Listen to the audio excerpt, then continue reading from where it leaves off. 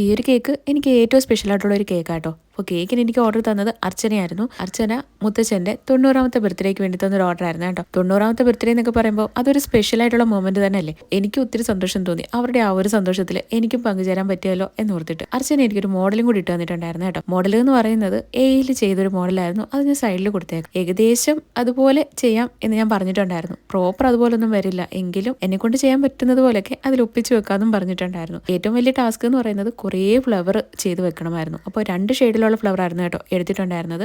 ഒന്ന് ഗ്രീൻ കളറും പിന്നീട് ഒന്ന് റേഡിയന്റ് ഗ്രീൻ എന്ന് പറയുമ്പോൾ നമ്മുടെ ഗ്രീനിൽ കുറച്ച് യെല്ലോയും കൂടെ മിക്സ് ചെയ്തിട്ട് ഒക്കെ എടുത്ത കേട്ടോ. നമുക്ക് തന്ന റെഫറൻസിൽ ഫുള്ള് ഗോൾഡൻ ഷെയ്ഡിലായിരുന്നു കേട്ടോ എഴുതിയിട്ടുണ്ടായിരുന്നത്. അതുകൊണ്ട് ഹാപ്പി ബർത്ത്ഡേ എന്നുള്ളത് ഗോൾഡൻ ടോപ്പർ വെക്കാമെന്ന് വിചാരിച്ചിട്ട് ഞാൻ ടോപ്പർ വെച്ച് കഴിഞ്ഞതിന് ശേഷമാണ് അർച്ചനോട് ചോദിച്ചത് എന്താണ് എഴുതേണ്ടത് എന്നുള്ളത്.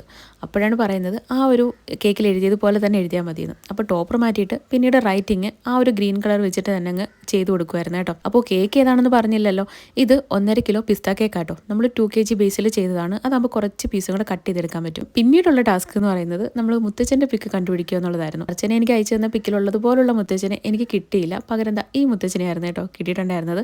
അങ്ങനെ ആ ഒരു പിക്കും കൂടെ വെച്ച് കൊടുത്തിട്ടുണ്ടായിരുന്നു. കേക്ക് ഡെലിവറി ചെയ്യാൻ വേണ്ടി വീട്ടിൽ നിന്ന് ഇറങ്ങിയപ്പോൾ മുതൽ പെയ്ത മഴയാണ്. അർച്ചന വീട്ടിൽ ചെന്നപ്പോഴും ആ ഒരു മഴ തോന്നിയിട്ടുണ്ടായിരുന്നില്ല. നമ്മൾ കേക്ക് ക്ലീൻ റാപ്പൊക്കെ ഇട്ട് ചുറ്റി നല്ല അടിപൊളിയായിട്ടായിരുന്നു കൊണ്ടുപോയത്. അതുകൊണ്ട് വലിയ പ്രശ്നമൊന്നും ഉണ്ടായിരുന്നില്ല.